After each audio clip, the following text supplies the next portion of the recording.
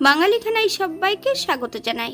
আপনারা তো অনেকভাবে নদীর মাছ রান্না করে খেয়েছেন, একবার আমার মতন করে সহজ পদ্ধতিতে আপনিও শিখে নিতে পারবেন ছোট ছোট টিপস সহ। তবে আমি আজকে এখানে বিভিন্ন ধরনের মাছ নিয়ে নিয়েছি রান্নার জন্য। এত তেল মশলা কম দিয়ে কিভাবে রান্না করলাম চলুন সেটা একবার দেখে নেওয়া যাক ভিডিওর মাধ্যমে। খেতে এতটাই সুস্বাদু হয়েছিল, আপনি একবার রান্না করলে বারবার রান্না করবেন। আশা করছি আজকের ভিডিওটি ভালো লাগবে। সকল বন্ধুদের কাছে অনুরোধ করছি সম্পূর্ণ ভিডিওটি দেখার।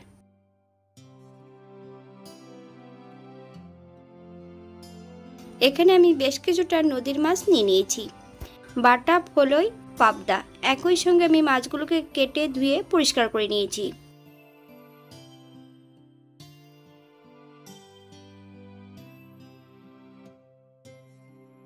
এই পর্যায়ে মাছের গায়ে 1 চামচ লবণ আর 1 চামচ হলুদ গুঁড়ো লাগিয়ে নেব। 10 মিনিটের জন্য মাছগুলোকে রেস্টে রেখে দিতে হবে। আপনাদের হাতে যদি সময় থাকে তাহলে বেশি সময় রেখে দিতে পারেন।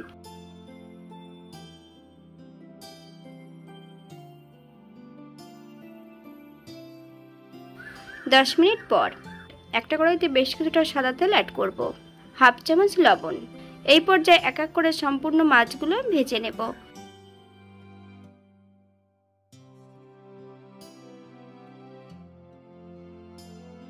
বাঙালি রান্না ঘরোয়া উপকরণ দিয়ে আপনাদের যদি রান্নাগুলো পছন্দ হয় তাহলে চ্যানেলটি সাবস্ক্রাইব করে দিয়ে পাশে থাকবেন। পাশে থাকা বেলটি বাজিয়ে দেবেন, নইলে নিত্য নতুন রান্নার নোটিফিকেশন পাবেন না। বিভিন্ন ধরনের নদীর মাছের রেসিপি আমার চ্যানেলে দেওয়া আছে, আপনাদের যদি পছন্দ হয় তাহলে চ্যানেলটি ঘুরে একবার দেখে নেবেন।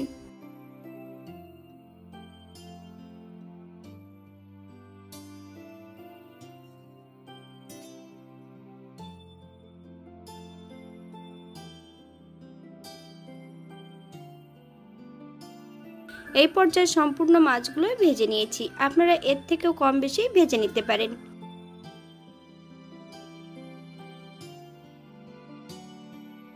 একই তেলে সবজিগুলোও ভেজে নেব। একটা আলু আর একটা কাঁচকলা আমি এখানে ছোট ছোট টুকরো করে অ্যাড করেছি, আপনারা এর থেকে ছোট বড় টুকরো করে নিতে পারেন।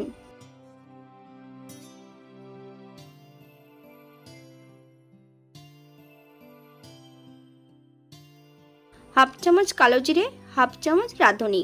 ফোড়ন থেকে সুগন্ধ বেরোলে বেশ কিছুটা কাঁচা লঙ্কা অ্যাড করব। আপনারা যদি পছন্দ করেন তাহলে পরিমাণে বাড়িয়ে দিতে পারেন।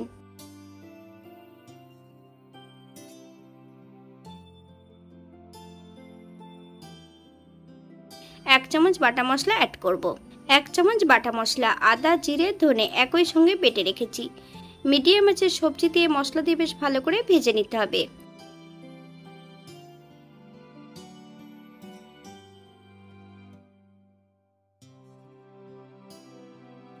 হাফ চামচ হলুদ গুঁড়ো, 1/2 চামচ লবণ। আপনার স্বাদ অনুসারে লবণটা অ্যাড করবেন।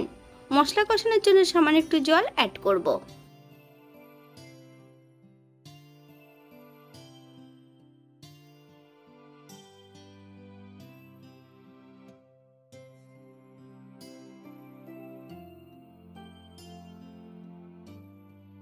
গ্রেভির জন্য 1 কাপ জল অ্যাড করব। আপনাদের যতটা গ্রেভির প্রয়োজন আপনারা ততটা জল অ্যাড করতে পারেন।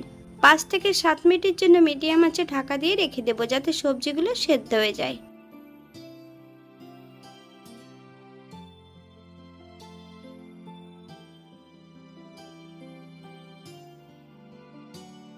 আট মিনিট পর এই পর্যায়ে একবার চেক করে নিতে হবে যে সবজিগুলো সেদ্ধ হয়েছে কিনা।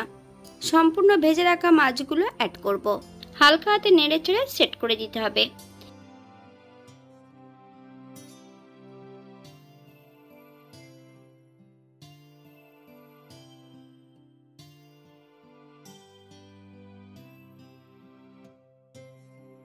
এই পর্যায়ে অ্যাড করব 1 চামচ গরম মশলা বাটা। আপনারা যদি পছন্দ করেন তাহলে পরিমাণে বাড়িয়ে দিতে পারেন। গ্যাসের ফ্লেমটা অফ করে দিয়ে 5 মিনিটের জন্য স্ট্যান্ডিং টাইম দেব, তারপর সার্ভ করব।